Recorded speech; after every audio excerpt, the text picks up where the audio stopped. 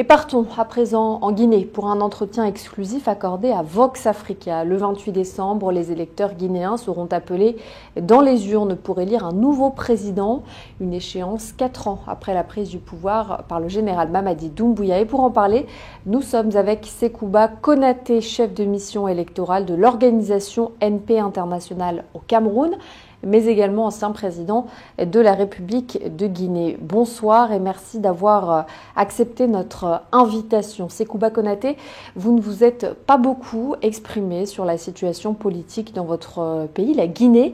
Quel bilan faites-vous de la transition militaire qui tire sa fin dans votre pays? Il a réussi sur tous les points, même pas après 4 ans. 3 ans et demi de pouvoir, il faut voir la Guinée en chantier total. Les conditions de vie des Guinéens s'est améliorées. Il y a eu combien de fonctionnaires, c'est-à-dire de fonctionnaires recrutés dans la fonction publique.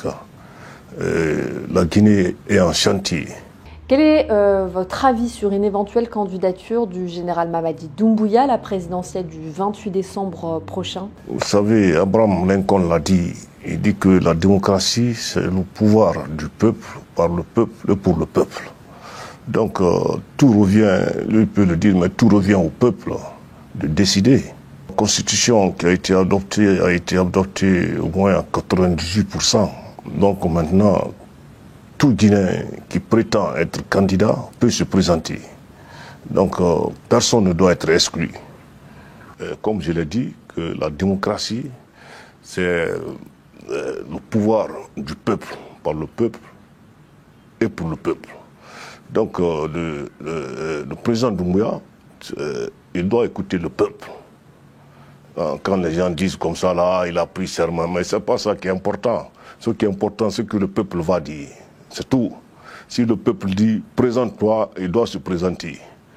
Il ne doit même pas regarder de gauche à droite. Non, c'est pas important. Voilà. Maintenant, c'est les urnes qui vont départager les gens. Surtout actuellement, il y a eu la Constitution. Tout Guinéen qui veut se présenter peut se présenter. Sans exception, ni d'ethnie, ni de race. Sans parti pris aussi. C'est ça. Voilà. Donc, si le peuple le dit vraiment, on voudrait, Monsieur le Président, que vous vous présentez, il ne doit même pas retarder. Il doit se présenter parce que tout le monde a vu les 3 ans là, ce qu'il a pu faire. Il a changé complètement l'ossature, c'est-à-dire de Conakry. Quand vous partez à Conakry, alors là, c'est comme Petit Paris. Sekouba Konaté, vous avez été notamment mis en cause par le capitaine Moussa Dadis Camara lors du procès sur les massacres du 28 septembre 2009, qui vous accuse de complot et de trahison. Quelle est votre réaction? Non seulement ce sont des conneries qu'il a racontées, et tout le monde sait la prise du pouvoir par le CNDD. Moi, personnellement, je n'ai voulu occuper aucune fonction. Il y avait un deal entre lui et moi. Moi, j'ai respecté mon deal. C'est lui qui n'a pas respecté son deal. Trahison, le trahit pourquoi? Mais lui, il sait effectivement ce qui s'est passé. Réellement. Au contraire, c'est lui qui a trahi. Je l'ai dit à Ouagadougou. Lui-même, il sait ce qu'ils ont sémé à Conakry là-bas. Moi, comment je suis venu à Conakry? J'étais le commandant du front sud. Il a organisé des mutineries à Conakry. Parce qu'il était au carburant, tout en donnant de l'argent aux hommes, pour pouvoir déstabiliser le feu général Lansana Conté. C'est ainsi que le président Conté m'a fait appel. Je suis venu prendre le bataillon autonome des troupes aéroportées en main. Et j'ai mis fin à la mutinerie. Tout Conakry au courant, la Guinée au courant de ça. C'est dans ça qu'on a consolidé notre amitié. Mais à chaque fois, il parlait la prise du pouvoir. J'avais dit non. Tant que le président, le général Lansana Conté est là, on ne pourra pas le déranger. C'est impossible. Mais le jour qu'il ne sera pas là, il y aura enfin la prise du pouvoir. Il dit, nous allons parler entre nous. Il dit bon, que lui veut le pouvoir. Moi, je lui ai dit que je veux autre chose. Dans un premier temps. Dans un deuxième temps, il y a eu la prise du pouvoir. Quand il y a eu la prise du pouvoir, moi, j'ai respecté mon deal D'ailleurs, dans le procès, vous avez entendu ce que Marcel a dit, ce que Toumba a dit, réellement. Mais c'est lui qui n'a pas respecté sa part de contrat, réellement. Et à Ouagadougou aussi, au Burkina Faso, je crois que le président Blaise Compaoré vit, le président Ambalo vit, il y a le général Ganguéré aussi, malgré tout, qui est en prison à Ouaga. Eux, ils ont assisté à Ouagadougou, entre lui et moi, ce qui s'est passé là-bas réellement. C'est comme ça que la prise de pouvoir est venue. J'ai respecté mon deal. Moi, j'ai respecté, parce que dans le pouvoir, j'ai dit que je veux absolument rien. J'étais chez moi, ils me l'ont mis la défense. Alors qu'on ne s'était pas entendu sur ça.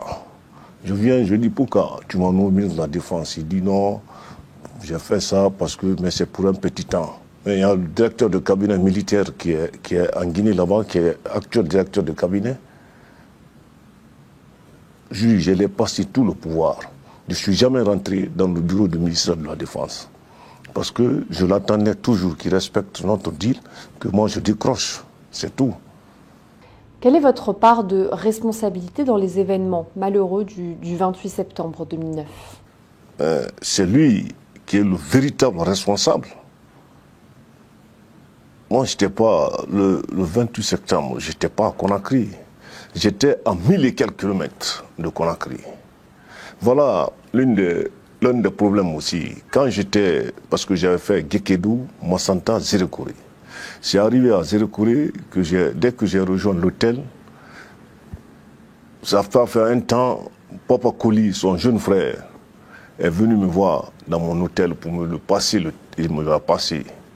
Il me dit, ah Tigre, il y a des problèmes à Conakry. On veut même aller saccager chez toi, tout et tout. J'ai dit quoi? Allez saccager chez moi, pourquoi? Vous avez entendu vous avez entendu Toumba dire qu'en remontant, il a eu mes éléments remontés. C'est lui personnellement qui me dit que les gens veulent aller gâter chez toi aussi. Tu as vu comment il a voulu me mêler dans ça?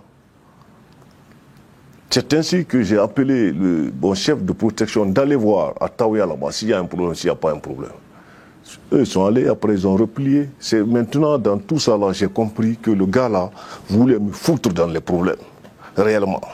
D'abord, en tant que ministre de la Défense, je vous ai dit que le directeur de cabinet militaire, qui est l'actuel directeur de cabinet militaire, je l'ai passé tout le pouvoir. Les chefs d'état-major particuliers, ces gens-là, tout le pouvoir. Je les ai dit, tout compte rendu que vous devez faire, venez voir Dadis, faites-le compte rendu, pas à moi. Parce que je n'étais jamais tranquille. Et puis si j'étais mêlé à ça, mais pourquoi? J'allais le dire. Voilà, j'allais le dire que j'ai fait ça, j'ai fait ça, j'ai fait ça. Mais non, je ne suis pas mêlé ni de près ni de loin. Et connaît, même si, d'accord, le président a fait une grâce présidentielle, c'est pas mal, mais moi je voudrais que la CPI reprenne ce problème-là, qu'on se retrouve là-bas. On verra qui va rester, qui va partir. Durant le procès des massacres de 2009, le commandant Toumba Diakité a suscité la sympathie de l'opinion publique africaine. Quel rôle pourrait-il jouer dans le processus électoral à venir? Bon, ce que je peux dire ici, je sais que Toumba, c'est un petit véridique. Je l'avais dit il y a combien d'années? Je dis que je ne connais pas son mensonge. Si effectivement, dans le procès, il n'y avait pas de parti pris, tout ce que Toumba a dit, c'est la vérité. C'est seulement Dadis, c'est lui qui a menti, c'est lui qui a menti. En prenant l'affaire ethnique, comme d'habitude, il sait tellement manipuler la situation comme il le faut. Prenant l'affaire ethnique, mettre ça devant. Mais la Guinée a dépassé ce temps-là. Quand il parle de la forêt, mais moi, allez-y à Kisdougou là-bas. J'ai des parents qui sont de la forêt, de Kisdougou, de Gekedou, de Massanta, de Lola jusqu'à Koyama. C'est lui, le forestier moins vrai, c'est pas les autres. Le forestier menteur, c'est lui. Voilà. Et manipulateur, c'est lui. Pourquoi ne pas dire la vérité, réellement? Les instructions, tout, c'est lui qui a tout donné. Mais ce qui m'étonne encore, dans ce procès, il y a les chefs d'état-major, les différents chefs d'état-major, le directeur de cabinet. Pourquoi ces gens-là? Parce que tout ça s'est passé devant eux là-bas. Le directeur de la police, le ministre de l'Intérieur et de la Sécurité, tous ces gens-là, c'est seulement le général Konaté. Mais mon frère, moi j'ai respecté le deal vis-à-vis de lui. C'est lui qui n'a pas respecté son deal vis-à-vis de moi. Même quand toute l'armée disait non, on voudrait que vous preniez le pouvoir, j'ai dit non, je ne veux pas. Mais eux, ils ne savent pas qu'il y avait un deal entre lui et moi. Je te laisse la main, tu me laisses partir. C'était ça le deal. Et devant le président Blaise Compaoré, devant le président Balo, devant Nguengere, devant lui-même, il était là-bas à Ouagadougou. On a rediscuté. Quand j'ai parlé devant ces gens-là, même un seul mot, il ne pouvait pas placer. Maintenant, c'est le président Blaise qui m'a dit, laisse-le, il est malade, il ne se sent pas bien. Mais bon. À la tête de votre pays se trouve aujourd'hui le duo Mamadi Doumbouya et Amara Camara. Pensez-vous qu'ils pourront réussir? Bien sûr, eux, ils ont au moins 100% de chance à réussir. Pourquoi? Dans un premier temps, le général Amara, c'est un petit, bien éduqué, et qui a reçu vraiment une très bonne éducation. Ça, c'est un de deux. Je l'ai connu, et lui et son père, malgré qu'il a vécu l'injustice. Même en Mara, ou en Guinée là-bas, c'est rare de Guinée qui a vécu l'injustice qu'Amara a vécu. Lui-même, Dadis, il a pris Amara, il a pris son père, il les a mis en prison. Vous vous rendez compte, ça dit la communauté internationale doit être au courant de ça là. Même dans le monde, c'est très rare. Donc c'est ça qu'Amara a vécu. Il était à l'académie militaire du Maroc, il le fait venir avec des mensonges, il le prend, il le met en prison. Il prend son père aussi, met son père en prison, parce que son papa était chef d'état-major des forces armées. Un gars loyal, son papa, il est loyal comme son père. Et quand tu as Doumbouya comme président, pourquoi ne pas être loyal envers lui? Parce que c'est un gars aussi qui est là, qui est bien, qui a décentralisé, qui respecte enfin ses subordonnés. Et que quand il donne les instructions, il n'est pas là à contrôler comme fait l'autre là, du CNDD là. Non seulement le CNDD, c'est la pagaille qui a été organisée, qu'il a mis sur le terrain, parce que les différentes mutineries que les hommes étaient habitués. Lui-même, il disait qu'un caporal peut insulter un général. Dadis, vous avez entendu ça? Mais cette pagaille dans l'armée, c'est lui qui a envoyé. Mais actuellement, envoyé l'armée guinéenne. Comment c'est discipliné, comment c'est organisé. Actuellement, tu ne peux pas occuper une fonction dans l'armée si tu n'as pas fait de cours. La plupart des officiers que vous voyez maintenant dans l'armée guinéenne, qui sont commandants d'unité, qui sont commandants de bataillon ou bien commandants de zone, c'est des gens qui ont suivi les cours. Et l'armée est disciplinée, organisée maintenant. L'instruction est respectée. Mais au temps du CNDD, c'est lui qui a sémé cette pagaille-là dans l'armée. Comment il peut te trouver dans les rangs comme ça, là, il prend un galon de commandant, de capitaine pour te remettre. Mais il croit que le problème est fini. Tant qu'il n'arrive pas à dire la vérité, on voudrait que la CPI s'encapare de ce dossier-là. Mentir ce jour. Ah. Rien n'est fini. Non, pour le moment, avec lui et moi, rien n'est fini pour le moment. Ça ne fait que commencer. Voilà. Parce qu'il faudrait que la CPI le reprenne, prenne ce dossier en main. Pour que tant qu'il ne dit pas la vérité, il faudrait qu'il dise que tout ce que j'ai dit contre le général Konaté, c'était des mensonges. Des mensonges. Réellement. Parce que n'oublie pas que nous avons nos enfants qui sont en Europe, qui évoluent. Eux, ce qu'on dit, ils voient tout ça. Il faudrait que, ça dit, la vérité soit rétablie dans l'histoire. Et c'est lui qui doit rétablir la vérité. Dire que tout ce qu'il a dit durant le procès, que c'était des mensonges. Sinon, nous allons harceler la CPI pour qu'ils arrivent à prendre ce dossier-là en main. Bien sûr, le président l'a gracié. On n'en disconvient pas. Mais c'est la vérité qui est importante. D'accord, le président a fait la réconciliation. Il n'y a pas de problème. Mais qui est parti mentir sur moi là-bas? Qui a commencé? Donc, comme je savais, comme il a des griefs, je ne peux pas rester comme ça. Lui et moi, ça dit la lutte va continuer. Ça, c'est clair. partout il est, il n'a qu'à mettre dans sa tête que la lutte continuera et que ce problème-là va être poursuivi jusqu'à la CPI,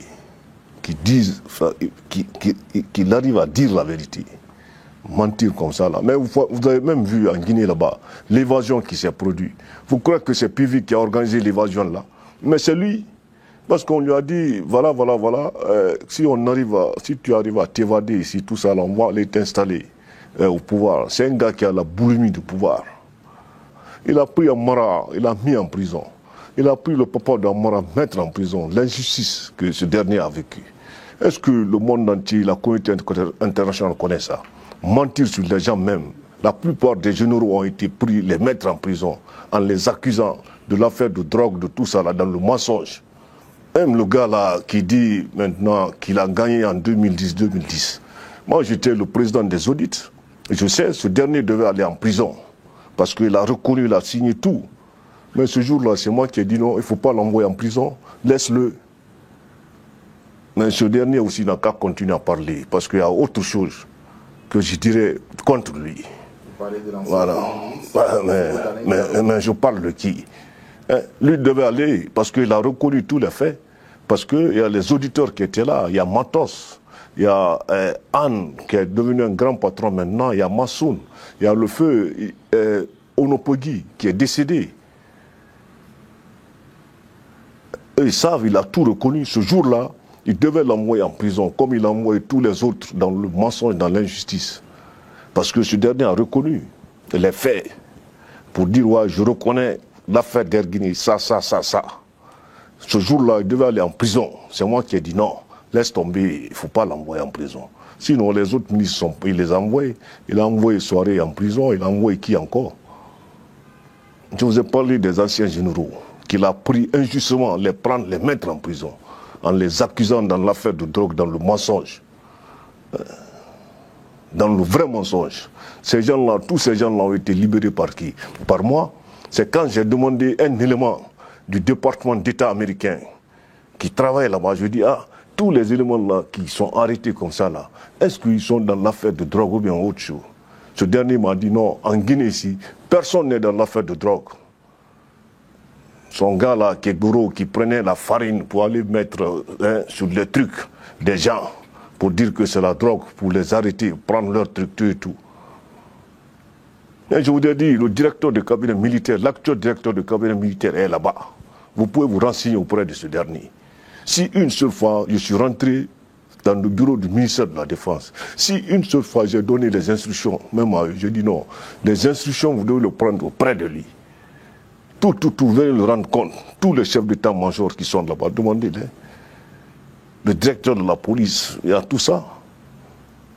Comment un gars comme ça, là, qui on a donné le pouvoir, hein, dans un plateau d'or, lui peut dire qu'on l'a trahi. Qu'est-ce que lui pouvait faire là-bas, sans moi, réellement? La même mise, la maîtrise, tout et tout. Qu'est-ce que lui pouvait faire? Lui, réellement, qu'est-ce qu'il pouvait faire? Mentir seulement. Ça dit, vous voyez même la stratégie qu'il voulait jouer. Parce que le président Doumbouya est malinqué, je suis malinqué, mais Doumbouya n'a rien à foutre dans l'affaire ethnique. Ça ne l'intéresse pas. Sinon, il y a combien de malinqués qui sont en prison? Vous avez vu ce lien-là qu'il a voulu faire? Cette combine-là. Mais il croit que c'est ça qui allait marcher. Sinon, moi, j'ai été convoqué par la justice française parce que la Guinée a envoyé une commission rogatoire à Paris. J'ai été convoqué par la justice française. Quand je suis allé, des juges étaient là, j'étais accompagné de mon avocat. Dès qu'ils ont vu que c'est moi, ils ont dit, on a envoyé les papiers, mais en général, on vous connaît, qui vous êtes. Vraiment, on va vous poser 2 ou 3 questions comme ça, après vous partez. Et on m'a posé 2 ou 3 questions, après je suis parti. Tout ça.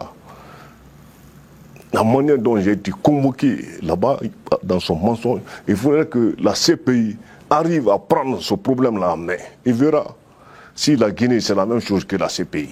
De votre côté, quel rôle comptez-vous jouer dans l'élection présidentielle du 28 décembre prochain? Bon, mais vous savez que moi maintenant, je fais partie de la commission internationale pour les élections. J'ai été désigné, je suis venu ici au Cameroun. il se peut qu'il soit désigné aussi pour la Côte d'Ivoire, pour la Guinée, pour, comment dirais-je, Bissau.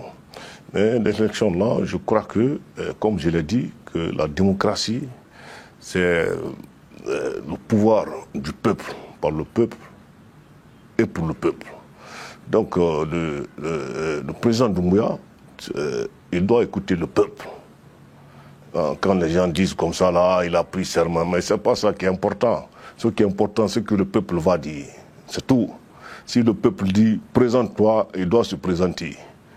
Il ne doit même pas regarder de gauche à droite, non, c'est pas important. Voilà. Maintenant, c'est les urnes qui vont départager les gens. Surtout, actuellement, il y a eu la Constitution. Tout Guinéen qui veut se présenter peut se présenter. Sans exception, ni d'ethnie, ni de race. Sans parti pris aussi. C'est ça. Voilà. Donc, si le peuple le dit vraiment, on voudrait, monsieur le président, que vous vous présentez, il ne doit même pas retarder. Il doit se présenter parce que tout le monde a vu les 3 ans là, ce qu'il a pu faire. Il a changé complètement l'ossature, c'est-à-dire de Conakry. Quand vous partez à Conakry, à l'heure là, c'est comme Petit Paris. Il y a la lumière partout, il y a la propreté, il y a la construction.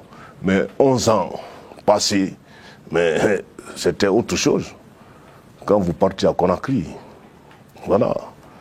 Donc, je crois que c'est ça. Merci pour toutes ces précisions.